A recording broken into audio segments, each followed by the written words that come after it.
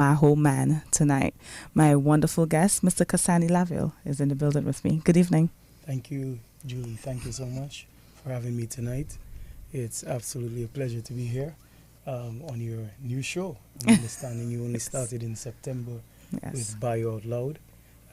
Greetings to all your listeners and my good Jamao people. Jamahu. That is right. Yes, so yeah, it's definitely a new show. I said this before, but I've been meeting so many people in Dominica that have a story, and the story may not just be from like a man who's a politician. It might just be a simple person that we call them quote unquote a paro, Right. and they have such great stories. So I've been bottling them and putting them in my book and stuff. So I was like, you know what? Why not just share it? There's something we say in Jamaica and Antigua. This one need more people.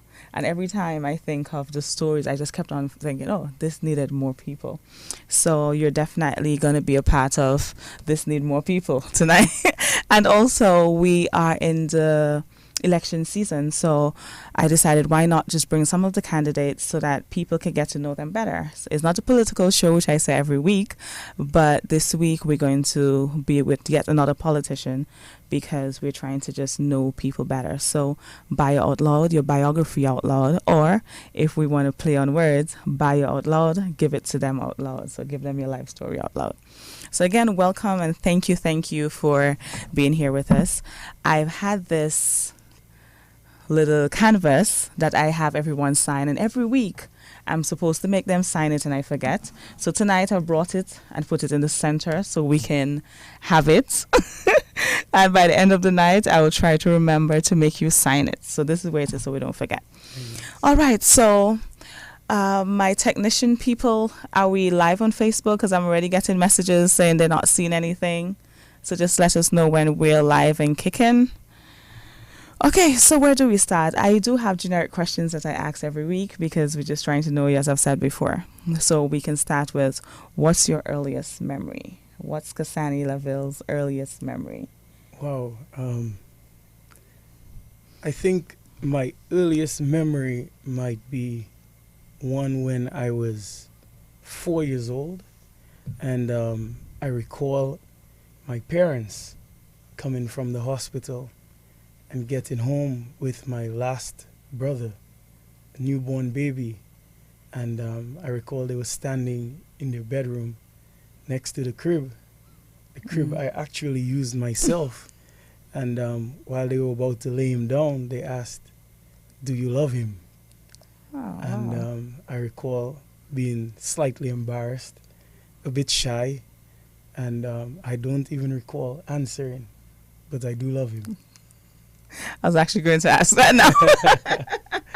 And I hope it's easy for you to say I love you now. You know, the crazy thing is that even in our adult lives, there've been surveys done about that where people tend to not be able to tell like their family members I love you, but they can tell their partners. Right. So that is actually something that's not unusual, but that's weird that that's your first memory. Yes, it is. It is. It's quite a deep one. So basically, it's a story of love. Yes, yes, it definitely is.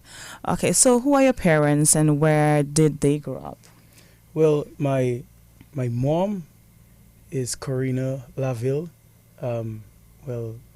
Romaine Laville, and she's from Maho, so she's Jamao herself, and so I guess she was the magnet who brought my father down. He all the way from Atkinson, where he's from, but raised up in Marigot. Mm-hmm. He's deceased for about 16 and a half years now. His name, Sorry. Avondale Laville, nickname was Vanti.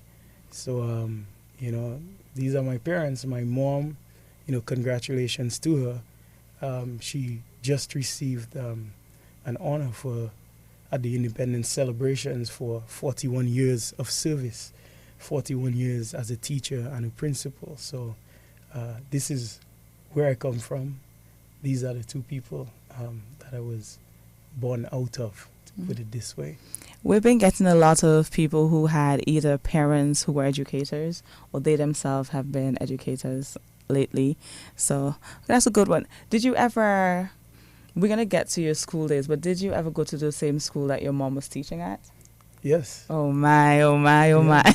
Absolutely. Did you tell us a little bit about that? So I went to the Massa Caneville Primary School, and my mother was actually my grade 7 teacher at the Wow. Massa Caneville Primary School. My school days were very fun. I enjoyed myself at primary school quite a lot, but I will say it got a bit more serious when it got to grade 7 because I think what happened is, well, my mom is one, is someone of excellence, and she tries her best to ensure that she molds the young minds, into, decent, free thinkers and people with good values and ethics and high moral standings and all of that. So with me being in a class in grade 7, I'm telling you, I think she went the extra mile Yeah. to ensure that I would never embarrass her. And there were good days, and there were days when I had to pull up my socks. But normally people that their parents teach at the school that they're attending, they would have stories like, when I couldn't do anything by the school because I have to see my mom 24 hours, that kind of thing. Right, Do you have any stories like that where you got in trouble at school and your mom had to Well, deal with you? I mean, we know she's listening, but I'll give you a story, and maybe that would capture everything. I was, at a very young age, I was very good at math. I excelled at math early on, but it was not quite the case for English. And when I say English, in the way that it was taught, grammar and syntax and all of that early on, I felt back then the education system, particularly with English in particular, it was not creative or very inspiring.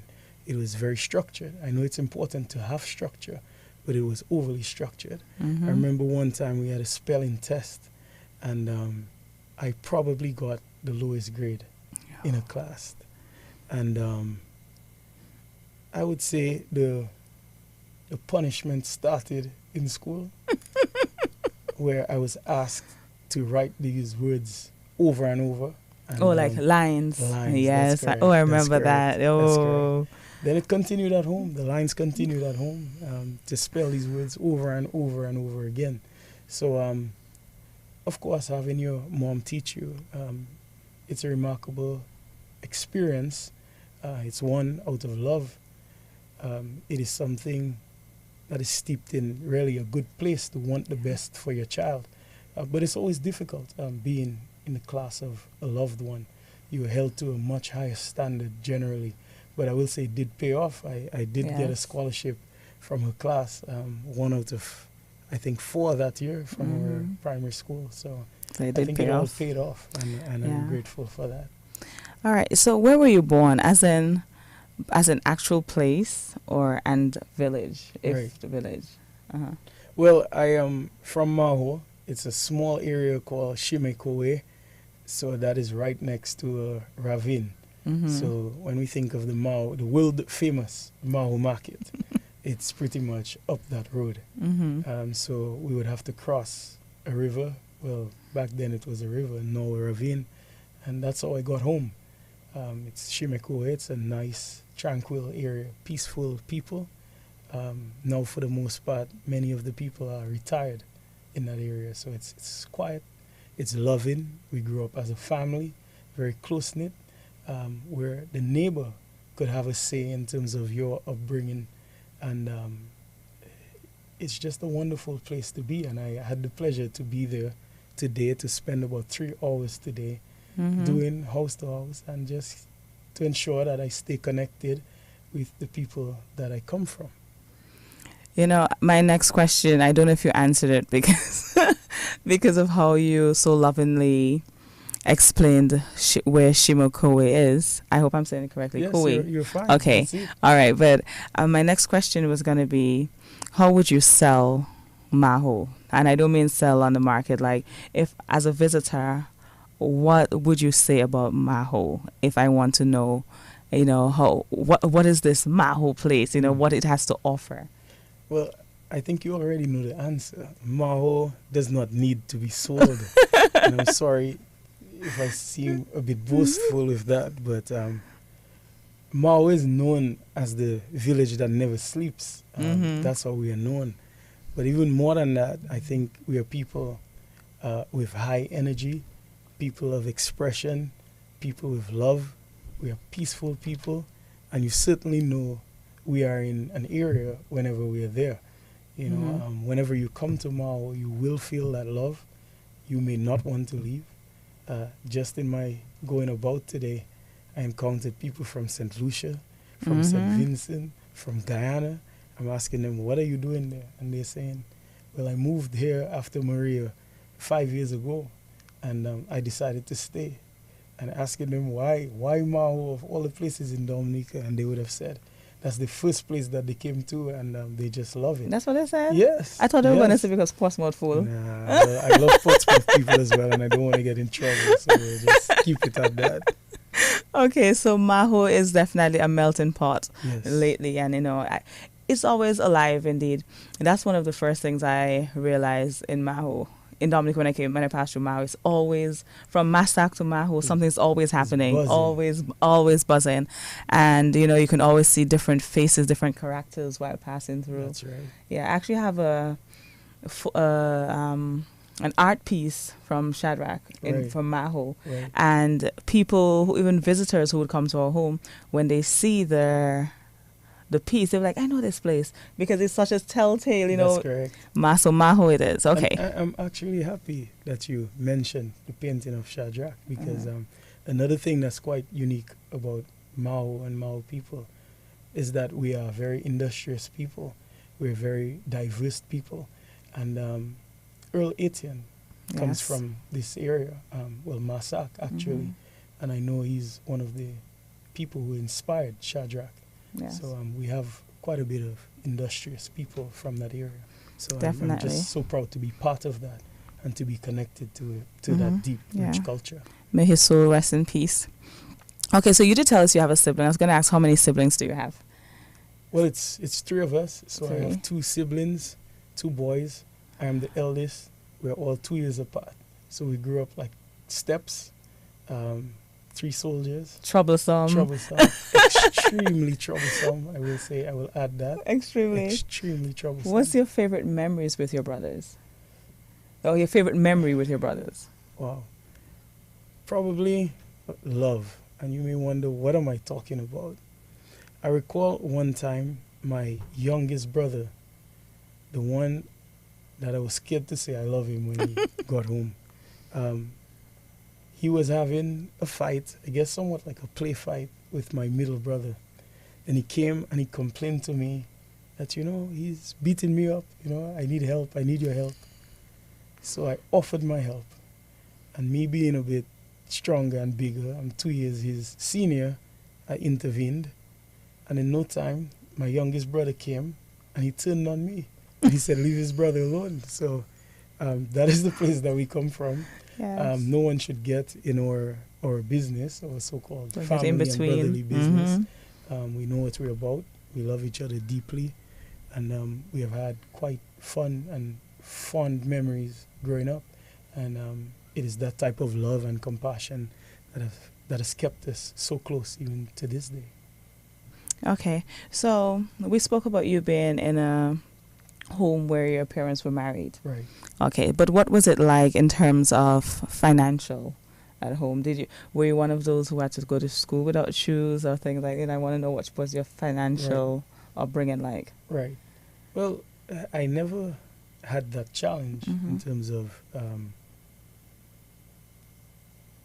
having to find shoes or clothes, or I never had that deficiency for the basic, most fundamental things. My parents were both working people, and it was their mission, their life's dream, to ensure that they would provide for their children, and they did their best for that. Of course, they were not rich, notwithstanding, I think everything they lived for would have been for us, for their children. So they would put themselves behind to provide for us. My mother, as a teacher, I recall clearly that in order to afford us the opportunity to have a vacation, she would teach private lessons in the evening. So it's 9 to 3:30. Then it's after that, it's 4 to 6 or 6:30. You mean like a family vacation? Yeah. So you went on family vacations as a child. Yes. You know, a lot of people in the Black culture or in the Caribbean, they cannot identify with their family going on a vacation. Right. It's part of a healthy structure, we Yes. know, but it's not something that when you come from a minimum wage home or a poor social class, Right. that is integrated into your Right. lifestyle. How you feel? How do you think that has helped you in your adult life to know that your parents not only catered for food and clothing and even school supplies, but also that entertainment, that we, you know, that kind of the quote unquote rich live? Well, for me, interestingly, it taught me humility and it taught me hard work because it didn't come easy in those days. I mean, to go on a so-called family vacation from a teacher, and my father was, into agriculture, quite stable job, into food packaging and processing and certification of banana plantain plants and so on, and having his farm as well. So I knew both of them having to have that extra job to provide that extra. So it did not come naturally from the primary jobs. So I learned that spirit of hard work, of going the extra mile, of doing more to ensure that, you can address some of your wants. That is what I know. It's hard work, and that has taught me a lot right now, because that is how I operate as well. There are no limits on no bar that I set for myself. I believe the sky is the limit. There's no glass ceiling. I've been known for my work ethic, my diligence, and that has served me well. And that is what I know, and that is the culture and the environment that I've been brought up in, and it continues to help me every day in every aspect, every facet of my life. Okay. What secondary school did you attend? St. Mary's Academy. You smile to say that. Smartest man alive. Smartest. He said smartest man alive. Okay, so what's the memory that stands out in your adolescent life, whether it's school or just your adolescent life? That's a tough one. That is really a tough one. But there are many fun memories that I've had, but I will choose to tell you instead the most transformational memory. Mm-hmm. And that's probably in second form, when I got my first encounter of bullying. And I think that was extremely transformational.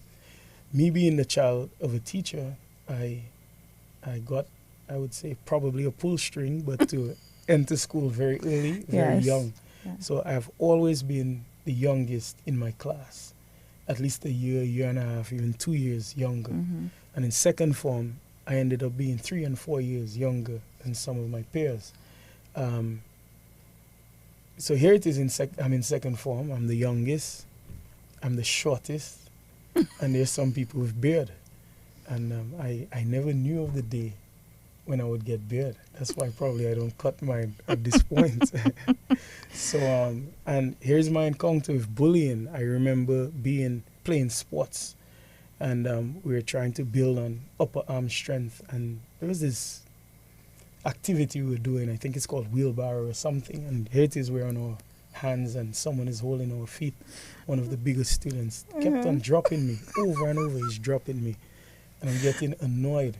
Mm-hmm. And when I expressed that,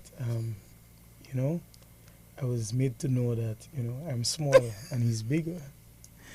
And I think that's where it started. Yeah. That's where it started. And it's quite serious.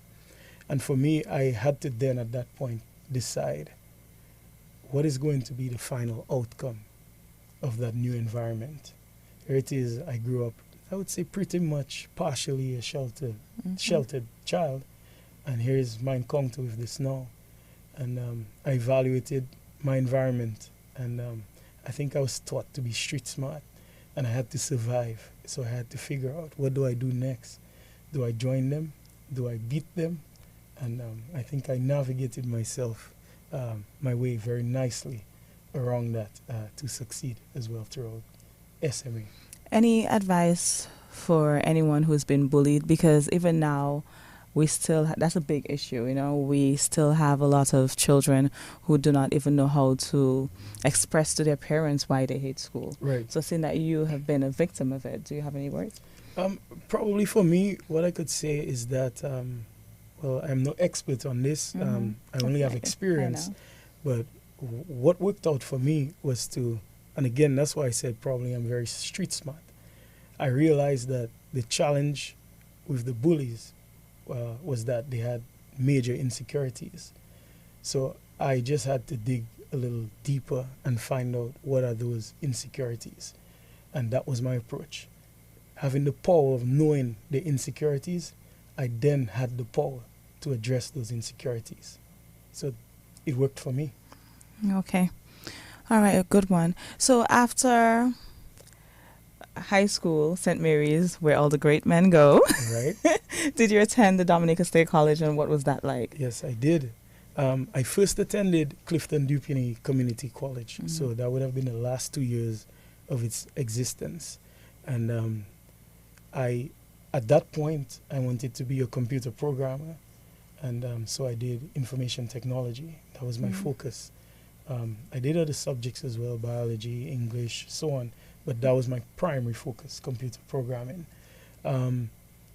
After that, I graduated. And then I had that inclination, that desire to switch. And that was where I got that calling to be a civil engineer. So I went back, and that was when Dominica State College had then formed. So I could call myself a guinea pig of that program. So I would have been one of the first cohort. That's correct. Okay. And I did building and civil engineering at that time. When I had Mr. Paul Barron on, Right. he was telling me that he is so proud of his clique in State College, and he did mention you also, Yes. because he was saying that there were so many things that you and Jaiziah and Hay and Right. Shadrach and so would Right. speak about, Absolutely. on that, I don't know which wall, because I was trying to get a visual because he was so passionate about it.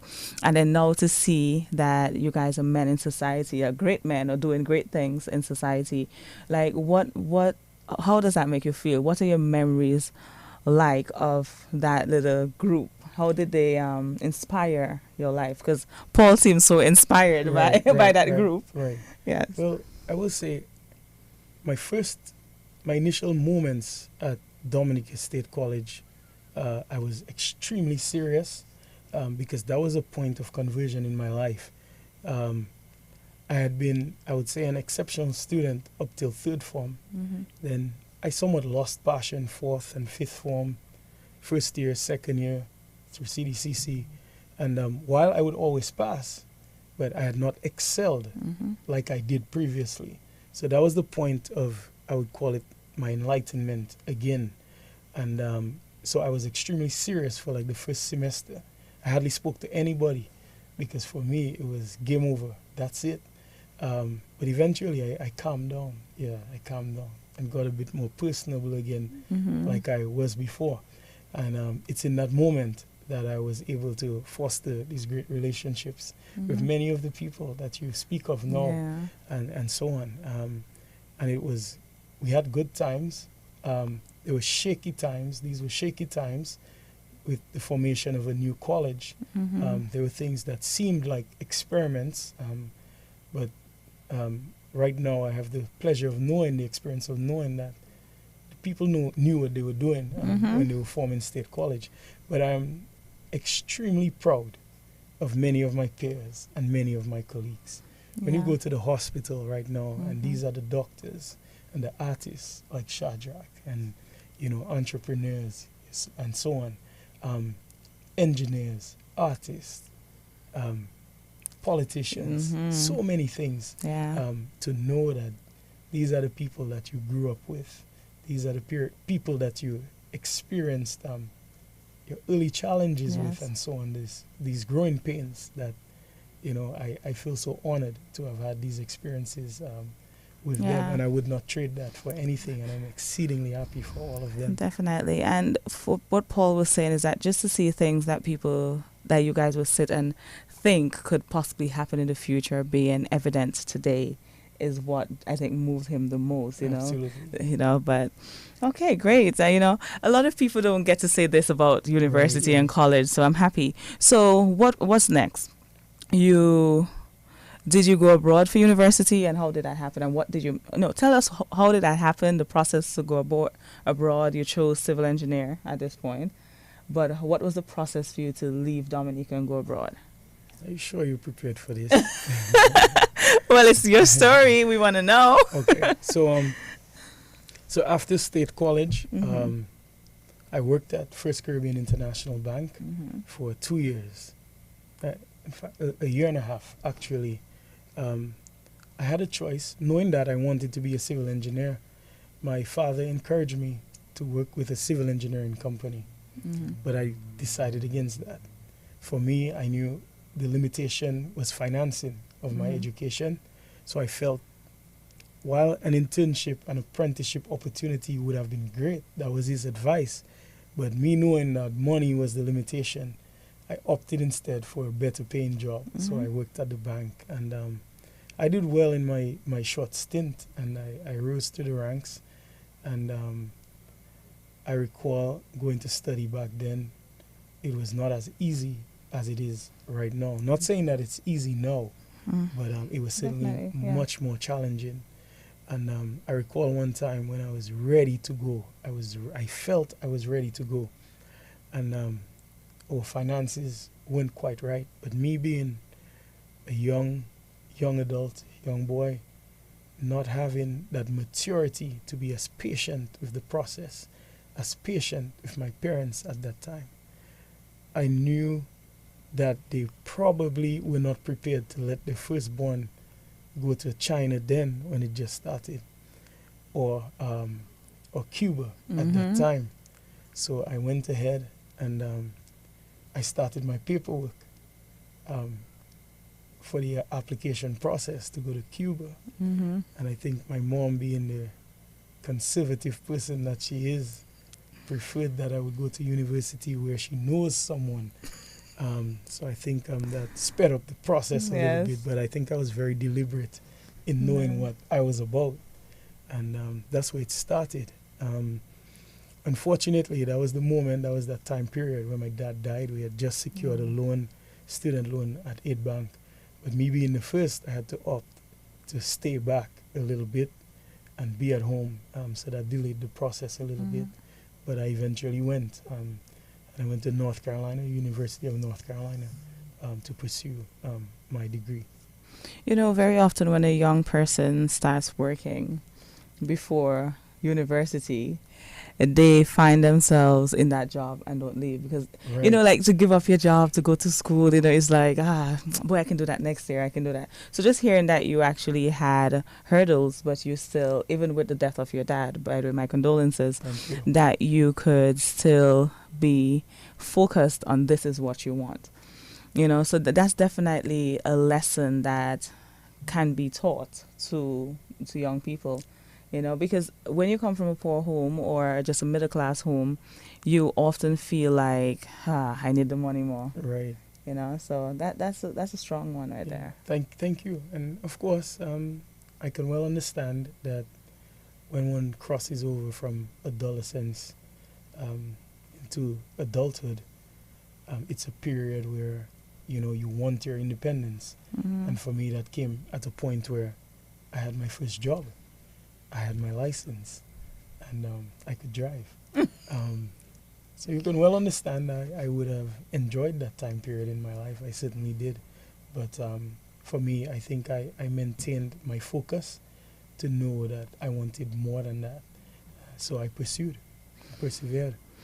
Yeah, so you studied civil engineering, your Right. bachelor's degree, and that's in North Carolina. That's that first stint. That's right. Because I was told that you have a master's degree. Yes, I actually returned after my 3.5 year study period. Mm-hmm. I returned again. I had the option then to commence my master's degree immediately, but by then my younger brother needed to go to study, and my middle brother was out also, so there was no one home with my mom.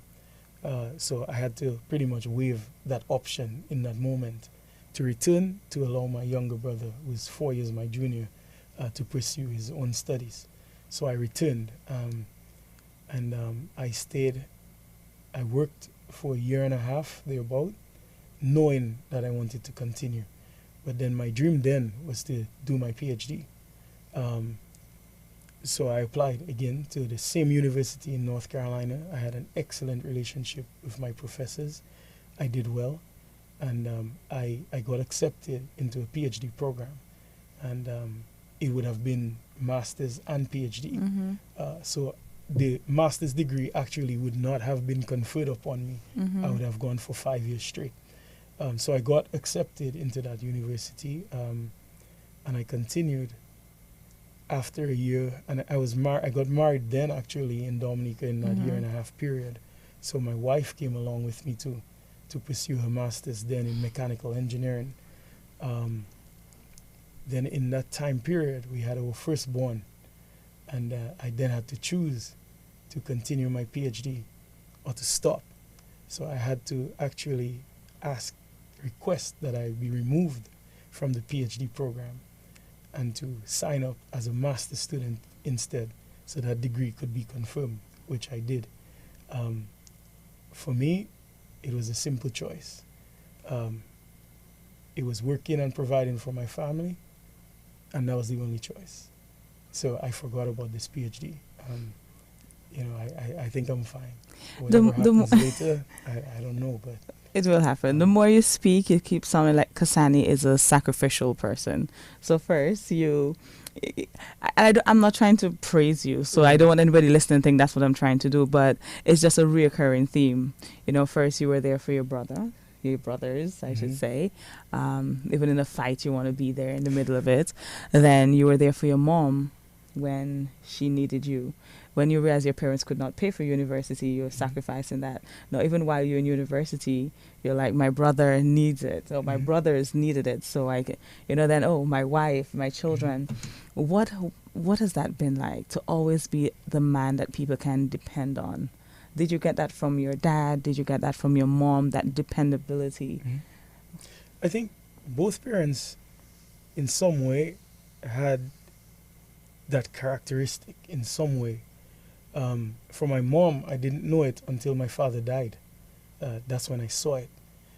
This is someone who had a driver's license for years and never drove. And then she had to learn to drive. My father was always a provider, and my mom was too. And when my father died, I recall my mom said to me once that she does not want us to lack for anything. And while I know things got much harder at home, somehow I never felt it. When I was at university and I was broke, very broke, and she would ask, do you have money? I would say yes. And she would say, you don't? I would say yes. Yes, mommy, I have. And then she would give me a code, and she would tell me, go to MoneyGram. And then she would tell me, I know my child. I know when you're in pain. So I know what it is like. It's like for people to provide. And so I think if I'm raised in that environment of people teaching me the right things, I have no choice but to do the same or even do better. And that is what I am about. Yes. We're going through your life, and I really wanted to ask you what's your mantra in life, but I didn't want to stop you, but it just seemed like sacrifice is the mantra at this point. So that's why, right. So maybe it's a good time for me to ask you, what's your personal mantra that you live by? Well, I'm not sure if I have a personal mantra, but I can tell you something that inspires me in many aspects of my life. And it is a piece by William Blake. I was exposed to it in literature class, probably in second form. It's Auguries of Innocence. And I'll just recite the first 4 lines, and this is what really inspires me. It's to see a world in a grain of sand and a heaven in a wild flower, to hold infinity in the palm of your hand and eternity in an hour. Wow. And that is something that inspires me each and every day, to see things for more than what they are, to cherish and appreciate God-given time, to appreciate life, to appreciate the moments. to make do with what you have, to see that world in that grain of sand, to see that heaven in that wildflower. It's Dominica.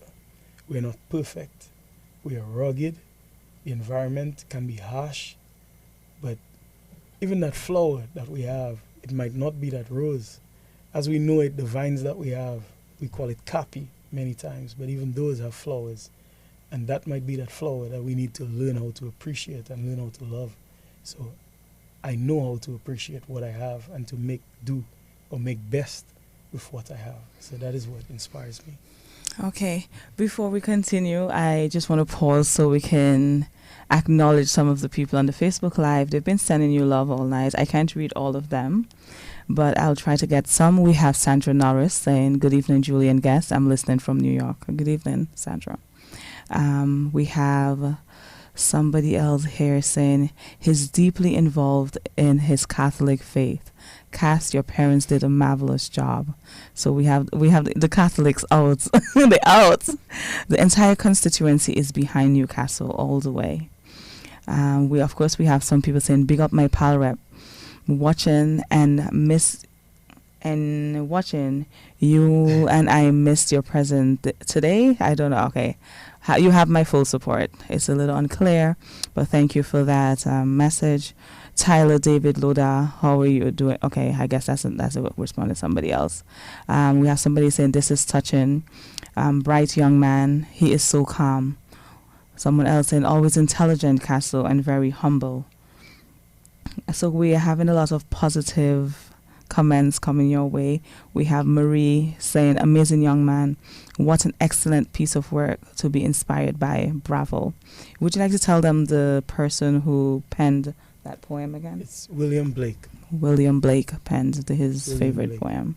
Auguries of Innocence. Okay, we have somebody asking, "Is he the next PM of Dominica? Just love this guy. Always admire him." So tons of love is going out, and we'll come back again and read a little bit more of the comments under the Facebook Live. And remember, if you're listening in Radio Land, you're welcome to join us in studios on the Facebook page, on DBS Facebook page. We have Mr. Cassanni Laville of Maho, one of the candidates in the upcoming election, as our guest tonight on Bio Out Loud. Okay, so we can move on now. Considering that it's hard to think of Cassanni Laville without also thinking of the fact that he's also married, what advice do you have for young men who are also thinking about getting married? Tough one again. I'm sorry. That is fine. But I think for young men, if you are in a relationship with someone who is your friend, someone you're close to, you share similar morals, values, ethics, perspectives, or even dreams. If you found that person, they won't be perfect. As long as you're aligned in your thinking, in your ways, and so many other areas, then if the friendship is there, that deep connection, then get married. I don't see the problem. I have done it. It's been for a few years now, and I have a good marriage. And this was not the biggest change in my life. Many times I don't even feel that I'm married because I don't feel any different. Mm-hmm. People sometimes wonder, if you're married, are you supposed to feel differently or act differently? Yes, of course, but I feel like I'm married to my friend. So if you're married to your friend, then your life won't change. For me, there's so many things I did, and it seems like there was either more sacrifice or it was a greater challenge, and this is not one to me. One of the things I would advise young men, though, is that very early on in high school and college, we encounter many good people at that stage in our life. Mm-hmm. We spend 5 years sometimes in high school with some of our peers and 2 years or so in college and so on. And that's an excellent time to meet people and to know people. I'm not saying you should get married at that time, but you should value the friendships and the relationships that you have at those times, because many times you would find that this could be that friendship that blossoms into something further. And this is what I did, and it worked. So that's my little bit of advice. It's beautiful. I think the thing that stood out was when you said that you got married and it didn't feel like the biggest thing you did in your life. So often we see marriage as putting a noose around our neck and jumping off, you know. Right. So to hear a man say that, I Right. mean, that's beauty, and that there's so much beauty in that statement. That so we know commitment is not an issue. No. So we have Cassanni, who is sacrificial, and he knows how to be committed to what he is focused on, and that is phenomenal in a young man for today. Okay, so what's your favorite color? Red. Red is red. Especially no. Red. I didn't mean it in a political way. It just meant what's Cassanni's favorite color. Okay, it's actually my favorite color too, but it's actually really red. Yes. Or just been politically No, correct? it's red. It's red. Okay, red is your favorite color. The color of love. I don't know what else it stands for. Passion. Passion. Fire. Victory. Victory. Okay. All right. So what was it like when you were chosen to be a senator? Wow, that's about 3 years ago. It came out of the blue. Well, actually, I remember shopping. I was shopping, and I got a call. And a young man, I would like to have a conversation with you. Mhm. Are you available? And he said, what time? And here it is, probably my first time ever in the Prime Minister's office. And he asked me. It was a complete shock, complete surprise to me. Nothing that I ever expected in my life. And I will also say, nothing I ever dreamt about. My dreams, my aspirations at that time were completely different. By then, at that stage in my life, I had started my own business. Mm-hmm. I had working experience with the government and private sector and so on, but I had moved on and started my own business. And at that time, we had reasonable success Mm-hmm. at that stage. So financially, things were fine. We had started employing people. So I had the opportunity to not only provide for myself and my family, but to provide for others by way of Mhm. employment.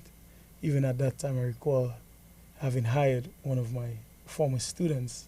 I had a 1 semester stint as a teacher at State College, just one Mhm. semester.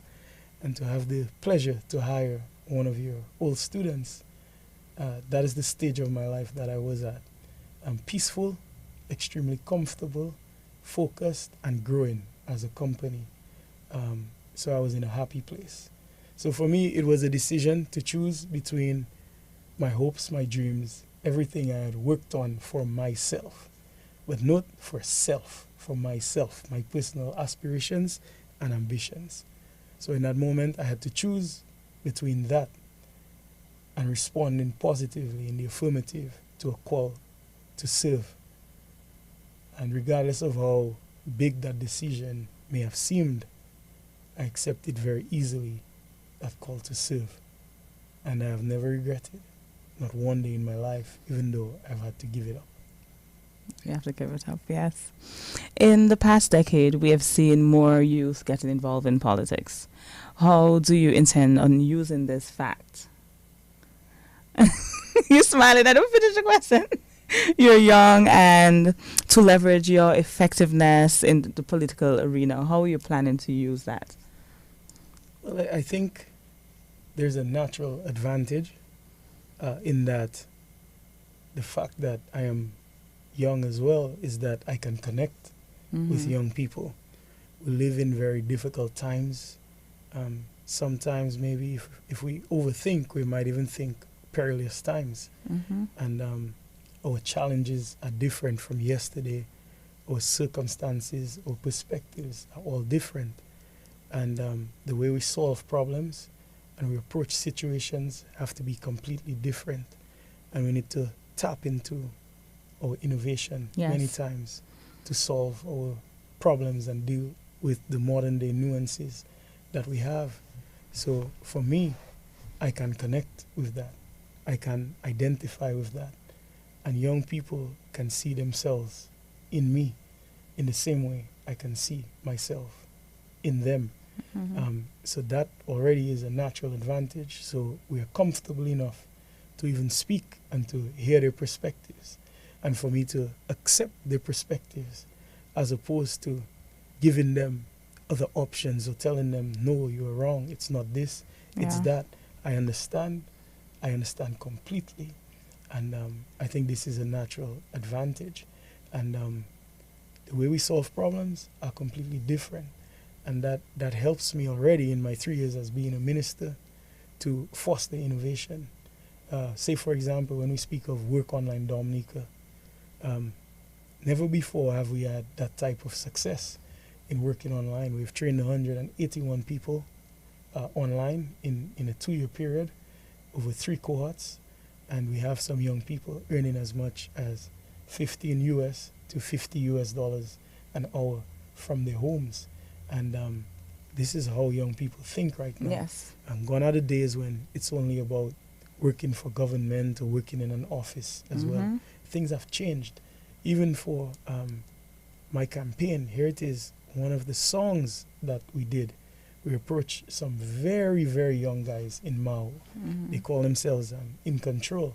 Very young guys in their early 20s, all of them.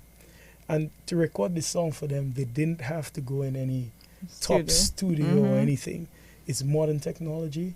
It's digital technology. They could record it with you know how Maho is loud.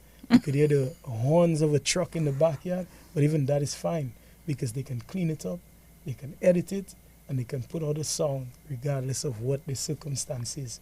And that is how this modern world is. We are no longer as conservative as we were before. Not saying that that is a bad thing or a good thing, but to just know that the lines have been blurred a little bit in terms of what people do and what you can and cannot do, or what you're allowed to do. And that is how young people are. That is how we think. We are not only consumers, but we are producers as well. And me identifying with that is exactly what young people need. So that's my advantage. Yes, wow. Like a little more you'd believe is a speech I asked him for. He just went in on that one. I think I'm probably too passionate. No, that's perfect. We need people who are passionate to serve. When you call for service, we need passionate people. And you know that brings about my next question. Still in the area of youth, very often when you give somebody who is young great authority, they abuse it. They become very egotistical, and they just think that, you know what, everything, I make those decisions now because they're young. How do you remain humble?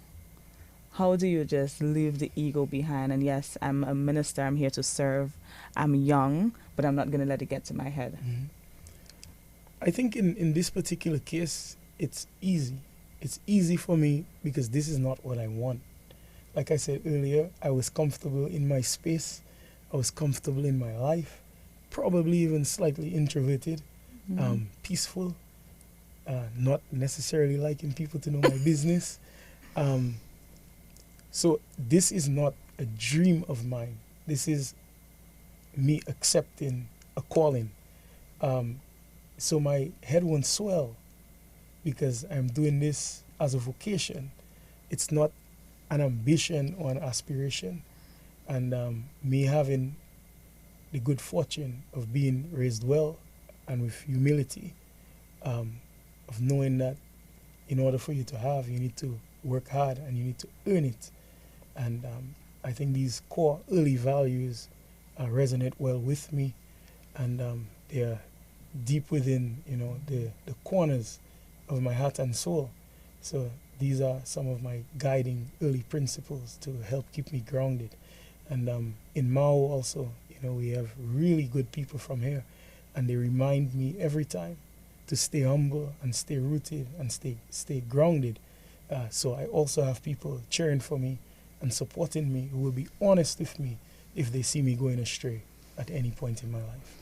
You know, I always say that in the Caribbean and mostly in Dominica, we should have debates when it's election time. And you'd be a perfect person to go to the debates. No matter what question you ask, Cassanni is like, he's ready for it. I love that. I love that. No, it just shows that it's good to have transparent people representing you. And when someone can be so passionate yet still so transparent, that in itself is like perfect quality for your job. Thank you for that. You know, it's perfect. So what's next for Cassanni Laville? Actually, some people say in PM, but what's next for Cassanni Laville? December 6th for now, December 6th. And that is the focus, that is the goal. You know, in the Maho constituency, we also have another formidable candidate, and I'm not taking this lightly at all.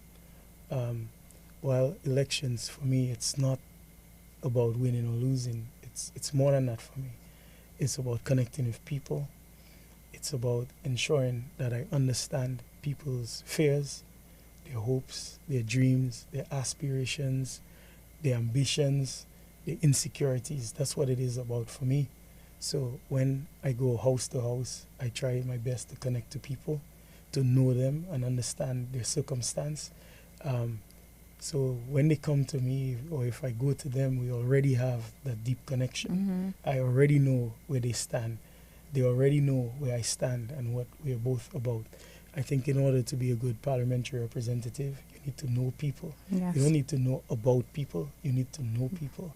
And so that's my mission, my drive right now, to know as many people as possible, and not just their face, but to know their thoughts, to know what they're about. And so my focus right now is on doing just that, and certainly not forcing it on anyone that they should consider me, but I believe after our encounters, they should have a fair understanding or appreciation of what I am about.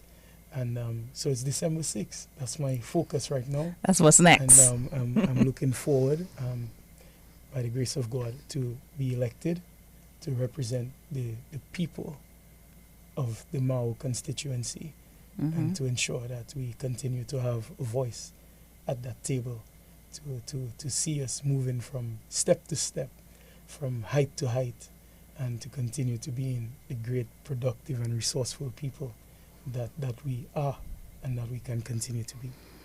Okay, so we have pointed out so many great values within Cassanni, but how would you want to be remembered after it's all done, said and done, and you've served, you've been a father, a husband, a senator, a pal rep? How do you want to be remembered? I think I'm not overly preoccupied with being remembered, but I will say it would be nice if people can think of me as someone who's caring, someone who's compassionate, because I believe, you know, in my situation, having a father who is deceased, and many times I believe I receive blessings that I don't deserve, but blessings from the way he's lived. I would also like these blessings to be imparted upon my own children. So I would like to continue to be a compassionate person, a caring person, someone of service, someone who walks in purpose. And I'm not too preoccupied about the memory, but I'm more concerned about the blessings based on how I have lived. Excellent. All right, so we have Mr. Cassanni Laville here with us tonight, and we're almost over. But I just wanted to get, we have a speed round where we ask simple questions like vanilla or chocolate. Can I say both? Chocolate. Chocolate? Chocolate. Okay, green bananas or sweet potato? I don't like sweet food. You don't like sweet No, food? I don't like sweet food. Ah, So okay. green bananas. So green banana. You were saying something about plantain. I prefer plantains over But plantain bananas. sweets, it's like green No, green plantain. So in my broth, In your broth. yeah, I need at least one plantain for me. I prefer the green plantains. It's harder. Feel like you're eating food. Crab, callaloo, or broth. Crab callaloo if I'm at home, Uh-huh. because Okay. it can get messy. You can But broth if I'm out in public. Okay, we already know your color, so I cannot ask you red or blue. It's red. I saw your wife came on and certified it has always been red. Right. Okay, maybe let me find one last one. We know everything already. I was going to ask you St. Mary's School. I'm trying to knock you. But okay, any final words for the people? We have 203 people listening, and we also have a big constituency of Maho that you are pledging that you're going to do your endeavor best for. Right. Do you have any final words for them? Well, first of all, I want to thank you tremendously for affording me this opportunity You're to welcome. be here on your show tonight. From the bottom of my heart, I thank you and I wish you the best luck, the best success on your show. Many times people complain in Dominica that we don't have this, we don't have that. But this is you, a young person, with this initiative. So I do encourage you to continue. And I hope that many people will continue to support you by coming forward and accepting to have that interview. So kudos to you for Thank that. you. I'm humbled. I also want to thank all the listeners, everyone on social media right now, listening closely. Thank you very much for your tremendous support. Without you, shows like this would not be successful. I am here. My mission, my purpose is to represent people.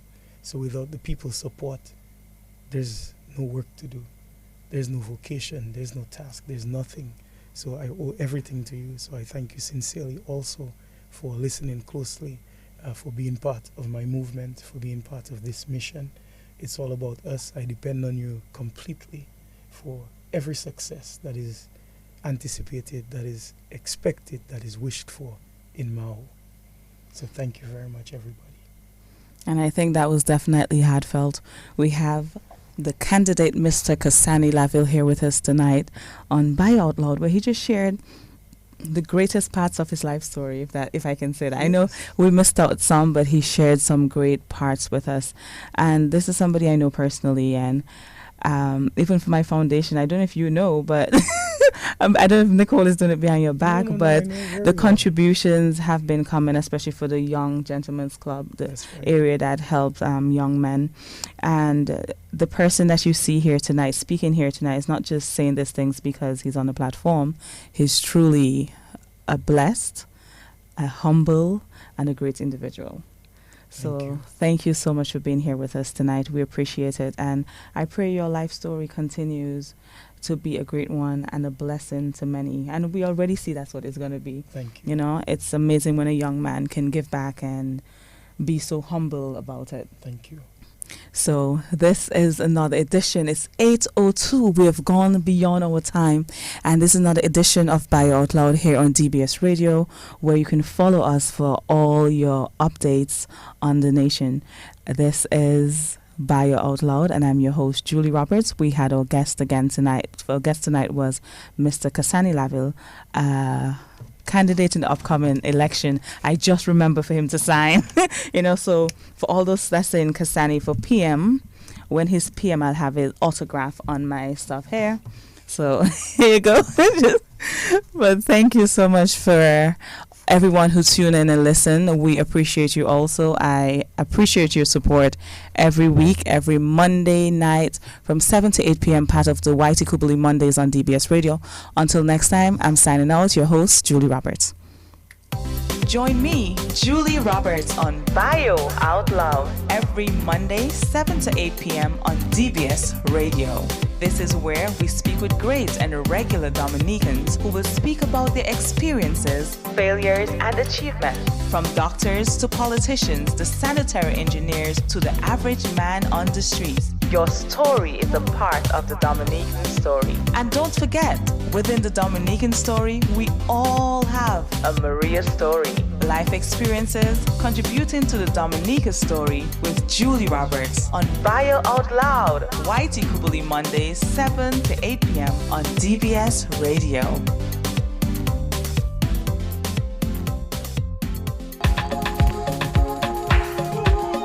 This Saturday from 3 to 6 on DBS.